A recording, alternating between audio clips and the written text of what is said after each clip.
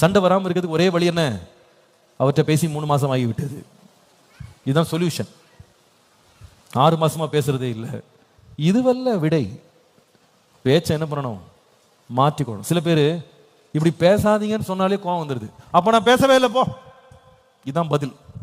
பேசவே இல்லை போ, பேசவே இல்லை போ. கல்யாணம் பண்ணோம், அதுக்கு நம்ம சன்னியாசியாக வாழ்ந்துருக்கலாமே. பேசுறதுக்காக தான் குடும்பம். ஆனால் பேசுறது எப்படி பேசணும்? ஒழுங்காக பேசணும். உப்பினால் சாரம் ஏற்றது போல பேசணும். நம்ம பேசுகிற பேச்சு உறவை என்ன செய்யணும்? கொஞ்சம் யோசித்து பாருங்க, ஒரு நிமிஷம் யோசித்து பாருங்க. நான் பேசுகிற பேச்சுனால உறவை நான் பாதுகாக்கிறேனா சிதைக்கிறேனா?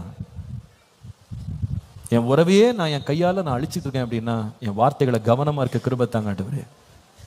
மனசுக்கு எல்லாத்தையும் பேசணும்னு அவசியம் இல்லை, நான் யோசித்து பேசுகிற கிருபை தாங்க. ஒரு ஆகாரத்துக்கு ருசியை கொடுக்கறதே அந்த உப்பு தான்.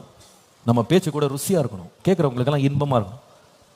நீங்கள் பேச ஆரம்பிச்ச உடனே கணவன் சொல்லணும்ப்பா நீ பேசிகிட்டே இருப்பா, பேசினா நீ நேரமே போகிற தெரியல, அவ்வளோ இன்பமாக இருக்குன்னு அவர் மறந்து உட்காந்துருக்கணும்.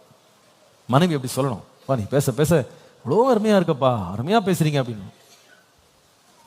நம்மளை பார்த்து சொல்லக்கூடாது கொஞ்ச நேரம் வாய மூடுறியா அப்படின்னு சொல்லக்கூடாது. அப்படி சொல்கிறாங்க அப்படின்னா நம்ம பண்டம் சரியில்லை, நம்ம ஆகாரம் எப்படி இல்லை, சரியில்லை, நம்மளை அவாய்ட் பண்ணுறாங்க, நம்மளை கட் ஆஃப் பண்ணுறாங்க, நம்மளுடைய டாப்பிக்கை மாற்றுறாங்க அப்படின்னா something is wrong. Lord help me to speak right.